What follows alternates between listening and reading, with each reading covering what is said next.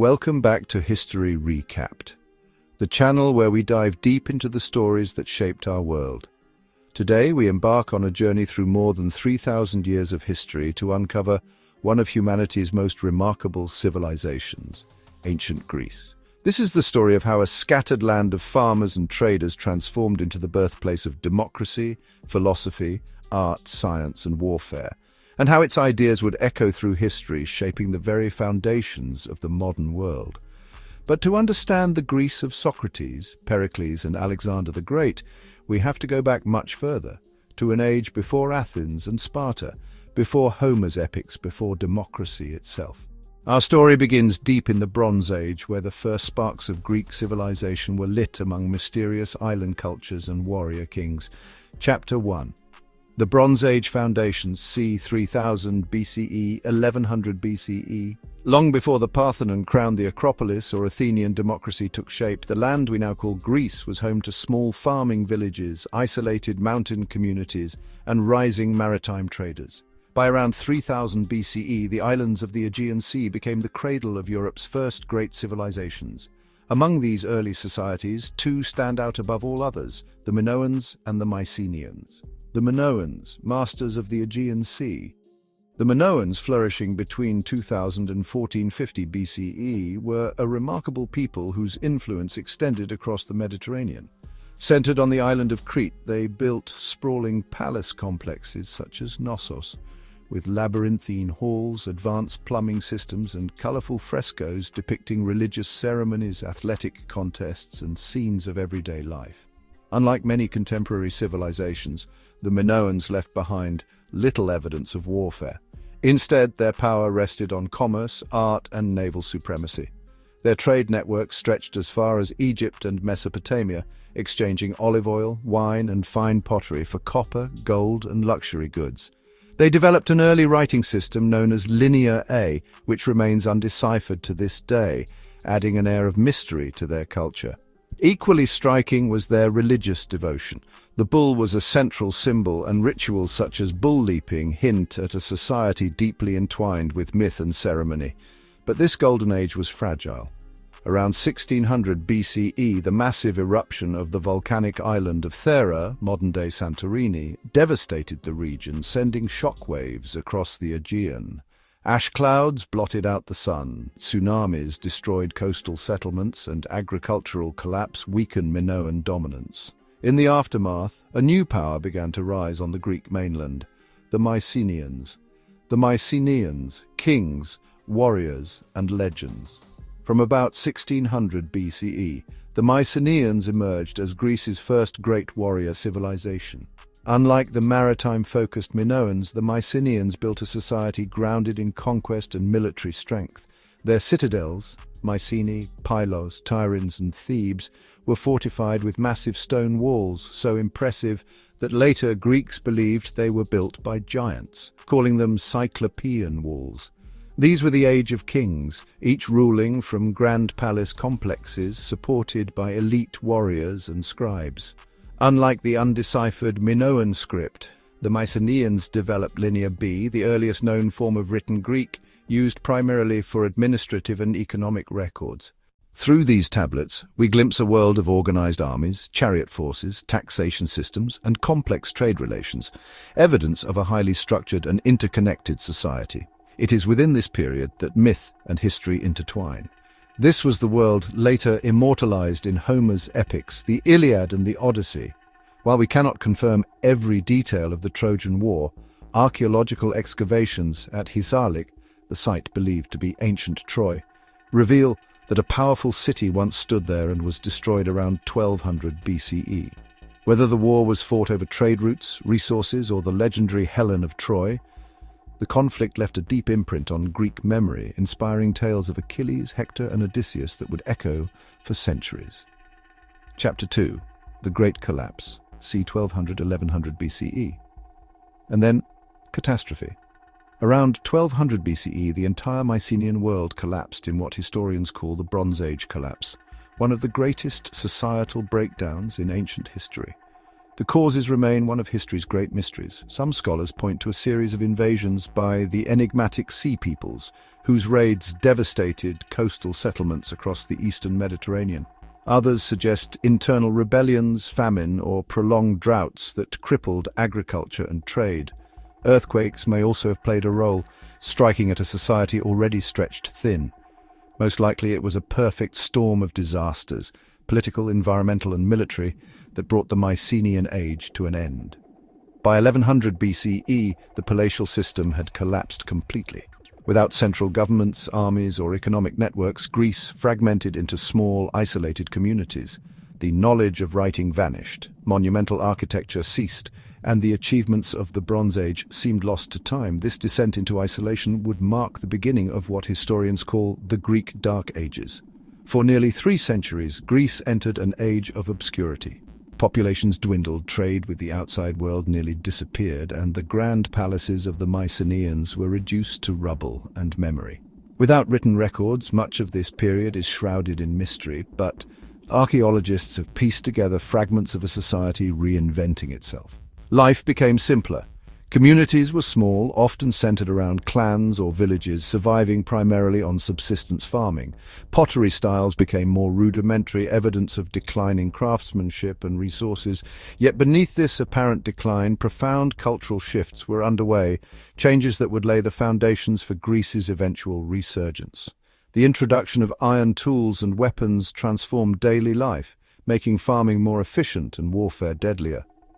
Oral traditions flourished as stories, myths, and heroic tales were passed from generation to generation, stories that would eventually be woven into the epics of Homer, whose works preserved the memory of the Mycenaean world long after it had vanished.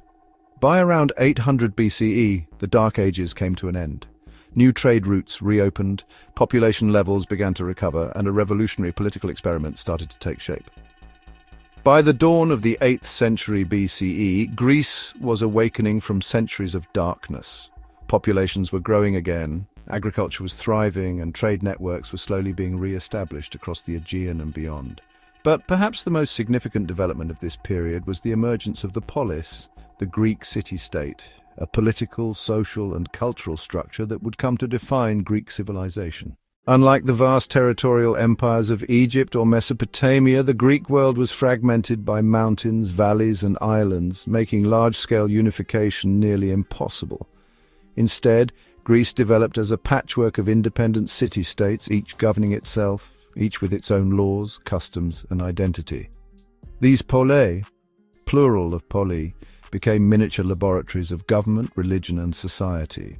At the heart of every polis was an acropolis, a fortified high point serving as both a refuge during attack and a religious center. Yet Greek polis were not homogeneous. Each developed its own character and values. Athens, for example, grew into a center of trade, art, and intellectual thought, while Sparta evolved into a rigid military society defined by discipline, strength, and collective unity. This diversity of models and the rivalry it created would shape Greek history for centuries to come. Chapter 5. Colonization and expansion, c. 750–600 BCE. As populations increased, many polis faced a problem: scarcity of land and resources. Greek settlers founded colonies as far west as Massalia, modern Marseille in France, and as far east as the Crimean Peninsula, spreading Hellenic culture across thousands of miles. Cities like Syracuse in Sicily and Byzantium, the future Constantinople, became thriving centers of trade and influence. These colonies were politically independent, but maintained cultural and religious ties to their mother cities, creating an interconnected Greek world bound by language, religion, and shared traditions. This expansion had profound consequences. Trade boomed, bringing wealth and exposure to new ideas and technologies. Contact with the Phoenicians, for example, led to one of the most important developments of the era, the adoption of the alphabet. By adapting the Phoenician script into Greek, the polis created a writing system perfectly suited to their language, one that would enable the recording of laws, literature, and philosophy, shaping the trajectory of Western thought. But with wealth and growth came conflict. Rivalries over colonies, trade routes, and resources frequently erupted into skirmishes between city-states. This competition, while destabilizing at times, also fueled innovation in governance, warfare, and cultural identity, pushing Greece ever closer to the classical age. Chapter 6. Sparta, the warrior state. While many polis developed into centers of commerce or art, one city took a radically different path. In the southern region of the Peloponnese, the city-state of Sparta forged itself into one of the most disciplined and fearsome military powers the world had ever seen. Sparta's transformation began in the 8th century BCE with its conquest of the fertile region of Messenia. Rather than integrating the conquered population, the Spartans turned them into helots, an enslaved underclass forced to farm the land and provide resources to their Spartan overlords. To maintain control, Sparta reshaped its entire society around one goal: military dominance. From the age of 7, Spartan boys were taken from their families and enrolled in the agoge, a brutal state-run training system designed to create perfect soldiers. They endured harsh discipline, grueling exercises, and strict obedience, living communally in barracks and dedicating their lives to the service of the state. Spartan society was famously austere. Wealth and luxury were scorned, individualism was suppressed, loyalty to the collective was absolute. Even its government reflected this militaristic ethos. Sparta was ruled by 2 kings, a council of elders, and a system designed to ensure stability, unity, and the supremacy of its warrior class. For centuries, Sparta would stand as the unrivaled land power of Greece. Its army feared and respected across the Mediterranean. But while Sparta excelled at war, it produced little in the way of art, philosophy, or literature. That role would fall to its great rival, Athens. Chapter 7. Athens and the birth of democracy. If Sparta embodied the power of discipline and military strength, Athens became the beacon of innovation, philosophy, and political experimentation. Located in the fertile region of Attica, Athens began as a small polis like many others, but gradually transformed into one of the most influential cities in human history. By the 7th century BCE, Athens faced deep internal divisions between aristocratic elites and the growing class of common citizens. Tensions ran so high that civil war seemed inevitable. To restore order, Athenians turned to reformers who would fundamentally reshape their society. One of the earliest, Draco, c. 620 BCE, became infamous for his harsh legal code, where even minor crimes were punishable by death, giving us the word draconian. Draco's brutality failed to solve Athens's problems, leading to the rise of Solon around 594 BCE, one of history's great lawmakers. Solon introduced sweeping reforms. He abolished debt slavery, restructured political participation, and opened pathways for broader civic involvement. Yet his system still favored wealth over equality, leaving many dissatisfied. The next revolutionary figure was Cleisthenes, often called the father of democracy. In 508 BCE, Cleisthenes reorganized Athens into new political units based on geography rather than wealth or kinship, diluting aristocratic power and giving ordinary citizens a greater voice. He established the ecclesia, the citizen assembly, where free men could debate and vote on laws, laying the foundation for what we now call democracy. Athens's political transformation sparked an unprecedented cultural flowering. Philosophers, playwrights, architects, and artists converged in the city, creating works that would influence humanity for millennia. Yet, Athens' rise also set it on a collision course with Sparta, and eventually with a far greater power to the east, the Persian Empire. By the late 6th century BCE, the Greek world was thriving, but a looming threat was growing on the horizon. To the east, the vast Persian Empire, founded by Cyrus the Great and expanded by Darius I, had become the most powerful state the world had ever seen. When several Greek cities in Ionia, on the coast of modern-day Turkey, revolted against Persian control around 499 BCE, Athens and Eretria sent ships to support them, an act that enraged King Darius. In retaliation, Persia set its sights on punishing Athens and bringing mainland Greece under its control. In 490 BCE, the Persians launched their first invasion, leading to the Battle of Marathon, a moment that would become legendary.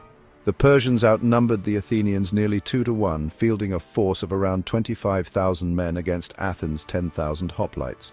Yet the Athenians, led by the general Miltiades, adopted a bold strategy. They stretched their lines thin, strengthening their flanks and leaving the center deliberately weaker. As the Persians advanced, the Athenian wings closed in, enveloping the enemy in a deadly pincer movement. What followed was a brutal clash of spears, shields, and bodies on the open plain. Against all odds, Athens emerged victorious, killing over 6,000 Persians, while losing fewer than 200 men. Legend has it that after the battle, a messenger named Pheidippides ran from Marathon to Athens, roughly 26 miles, to announce the victory before collapsing and dying. While likely apocryphal, this tale inspired the modern marathon race and symbolized the Athenians' endurance and determination. Marathon proved something extraordinary. The Persians, seemingly invincible, could be beaten. But Athens knew this was only the beginning. Persia would return, and in far greater force. After his defeat at Marathon, Darius began preparing for a massive invasion. But his death in 486 BCE passed the task to his son, Xerxes I. Determined to succeed where his father failed, Xerxes assembled one of the largest armies the ancient world had ever seen. Estimated at over 200,000 soldiers, supported by a massive fleet of 1,200 warships. In 480 BCE, Xerxes led his forces across the Hellespont on pontoon bridges, a spectacle of Persian engineering that stunned the Greek world. Faced with annihilation, normally fractious Greek city-states forged a rare alliance led by Sparta on land and Athens at sea. Their first stand came at the narrow mountain pass of Thermopylae. There, a small Greek force of around 7,000 men, led by the Spartan king Leonidas I, confronted the Persian juggernaut. For 3 days, the Greeks held the pass, using the terrain to neutralize Persia's numerical advantage. On the 3rd day, however, a Greek traitor revealed a secret path through the mountains, allowing the Persians to flank the defenders. Realizing defeat was inevitable, Leonidas dismissed most of the army but remained behind with his 300 Spartans, 700 Thespians, and a handful of others to fight to the death. The stand at Thermopylae became a symbol of courage, sacrifice, and defiance. Though the Persians claimed the pass, the delay gave the Greek navy time to regroup, setting the stage for the next great confrontation. Chapter 12. The Battle of Salamis, 480 BCE. While Thermopylae was being fought on land, the Greek navy, commanded by the brilliant Athenian general Themistocles, lured the Persian fleet into the narrow straits of Salamis. Here, the vast Persian numbers worked against them. Greek triremes, smaller, faster, and more maneuverable than the massive Persian warships, rammed and sank, vessel after vessel, in the confined waters. Themistocles' strategy shattered Xerxes' naval superiority. Fearing that his supply lines were vulnerable, Xerxes withdrew the bulk of his forces, leaving his general Mardonius to finish the campaign. The following year, in 479 BCE, Greek forces decisively defeated the remaining Persian army at the Battle of Plataea, effectively ending Persia's ambitions in mainland Greece. Against all odds, a collection of fiercely independent city-states had repelled the mightiest empire on earth. The Persian Wars became a defining moment in Greek identity, solidifying a sense of shared culture and purpose. But the victory also sowed the seeds of future conflict, for Athens, now emerging as a naval superpower, would soon begin to dominate the Greek world. With the Persian threat neutralized, Athens entered its most extraordinary period, the Golden Age. Under the leadership of Pericles, Athens transformed into the cultural, intellectual, and artistic heart of the Greek world. The city rebuilt its temples and monuments, including the magnificent Parthenon, a symbol of Athens' wealth and devotion to the goddess Athena. The Delian League, originally formed as a defensive alliance against Persia, gradually evolved into an Athenian empire, with Athens extracting tribute from its allies to fund its ambitious building projects and naval expansion. Philosophy flourished. Socrates questioned morality and knowledge, laying the groundwork for Western philosophy. Herodotus wrote the first great work of history, chronicling the Persian Wars. Sophocles and Euripides brought Greek tragedy to its zenith, while Hippocrates revolutionized medicine and Phidias elevated sculpture to new heights. Athens became a beacon of art, democracy, and intellectual curiosity, drawing thinkers and visitors from across the Mediterranean. Yet beneath the splendor, tensions simmered. Sparta viewed Athens' growing power with suspicion and resentment. Soon, these rival visions of Greek society, were one celebrating freedom and culture, the other discipline and military dominance, would erupt into open conflict. Chapter 15. The Road to the Peloponnesian War, c. 435–431 BCE. By the mid-5th century BCE, Athens and Sparta stood as the two dominant powers of Greece. But their systems, cultures, and ambitions were fundamentally opposed. Athens championed democracy, naval power, and artistic expression, while Sparta embodied oligarchy, land-based military supremacy, and rigid social order. The immediate sparks of conflict came from disputes over colonies and trade routes. Athens' growing influence within the Delian League increasingly resembled imperial domination, causing resentment among its supposed allies. Sparta, leading the Peloponnesian League, positioned itself as the defender of Greek freedom against Athenian tyranny. When conflict erupted between Athens' ally Corcyra and the Spartan-aligned city of Corinth, Athens' intervention pushed Sparta to the brink. Chapter 16. Two worlds collide, c. 431 BCE. By 431 BCE, the Greek world was divided into two rival blocs, the Delian League, led by Athens, and the Peloponnesian League, led by Sparta. Athens stood as the leader of a vast maritime empire. Its navy dominated the Aegean, its economy thrived on trade, and its culture shone as a beacon of art, philosophy, and democracy. Under the leadership of Pericles, Athens had reached the height of its influence, using the wealth of its allies, or increasingly its subjects, to fund monumental construction and maintain military supremacy. Sparta, by contrast, embodied a starkly different model. A landlocked, militaristic oligarchy, Sparta built its power on discipline, unity, and the unmatched strength of its hoplite army. Tensions boiled over as Athens imposed increasingly harsh control on its allies, crushing revolts and demanding tribute. For Sparta, this was intolerable. When conflict erupted between Athens' ally Corcyra and the Spartan-aligned city of Corinth, Athens' intervention pushed Sparta to the brink. In the spring of 431 BCE, Sparta declared war. Chapter 17. Pericles' Strategy and the Plague, 431–429 BCE. At the outset of the war, Pericles knew Athens could not hope to match Sparta's army on land. Instead, he devised a bold defensive strategy: withdraw the Athenian population behind the long walls that connected the city to its port at Piraeus, rely on Athens' naval superiority to raid the Peloponnesian coast, and outlast Sparta's attacks until the enemy's resources were exhausted. For a time, the plan worked. Spartan forces ravaged the Athenian countryside, but they could not breach the walls. Athens, meanwhile, used its navy to strike back, raiding Peloponnesian coasts and disrupting Spartan supply lines. But in 430 BCE, disaster struck. Within the cramped, overcrowded city walls, a plague swept through Athens, killing tens of thousands, nearly a third of its population.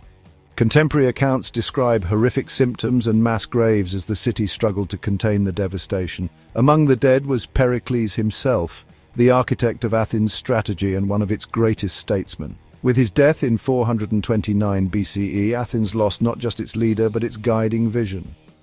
Political stability faltered, factionalism grew, and the balance of power within the city began to fracture. Chapter 18.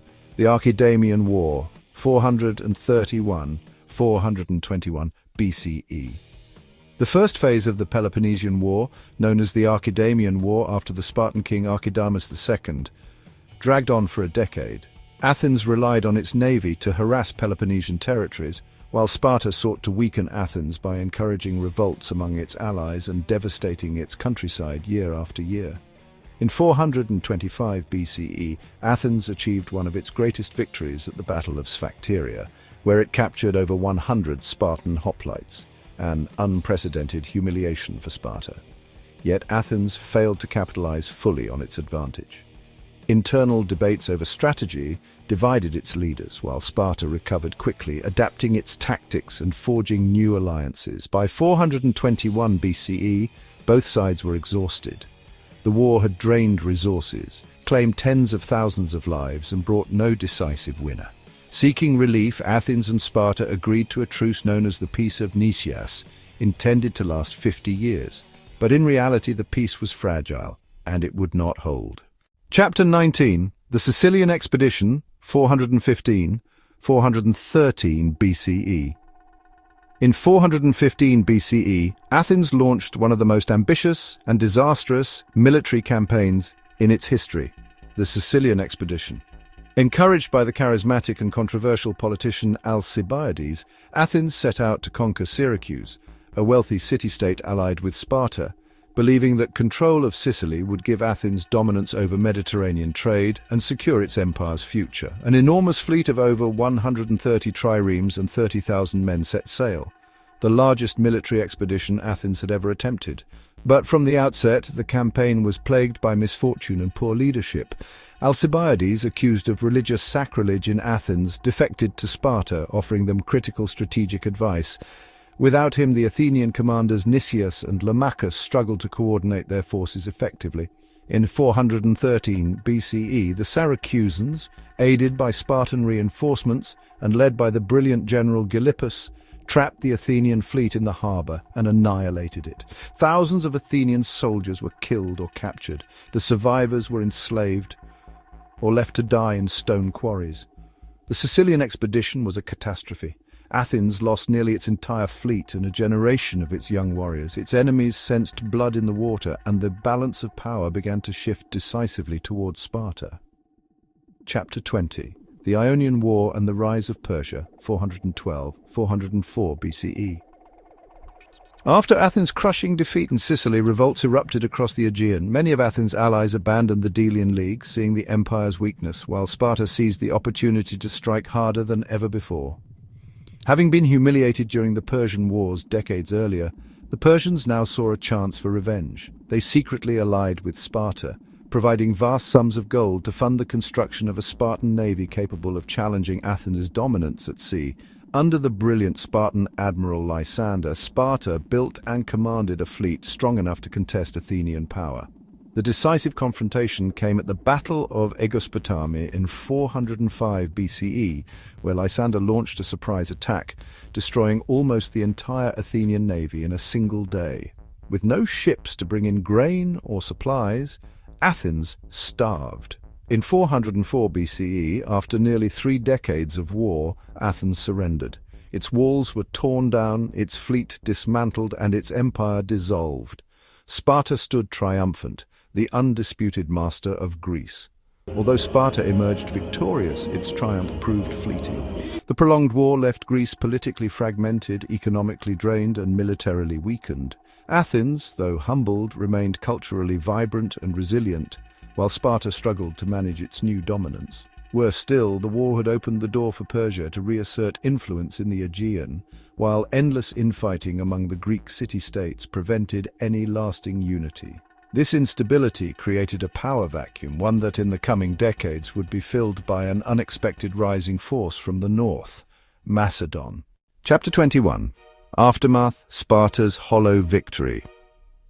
Although Sparta emerged victorious, its triumph proved fleeting. The prolonged war left Greece politically fragmented, economically drained, and militarily weakened. Athens, though humbled, remained culturally vibrant and resilient, while Sparta struggled to manage its new dominance. Almost immediately, tensions arose as Sparta attempted to impose oligarchic governments known as Harmos on former Athenian allies. These puppet regimes bred resentment, fueling widespread unrest. Meanwhile, Athens, though humbled, retained its cultural vitality and trading networks. Within a decade of its defeat, Athens began rebuilding its walls and slowly recovering its economy. Chapter 22. A fractured Greece, 404–395 BCE. By 395 BCE, resentment towards Spartan dominance had reached a breaking point. A coalition of major powers, Athens, Thebes, Corinth, and Argos, joined forces to challenge Sparta's authority in what became known as the Corinthian War. At first, Sparta seemed unassailable, relying on its unmatched hoplite forces to dominate the battlefield. But this time Sparta faced a formidable new threat, Persian.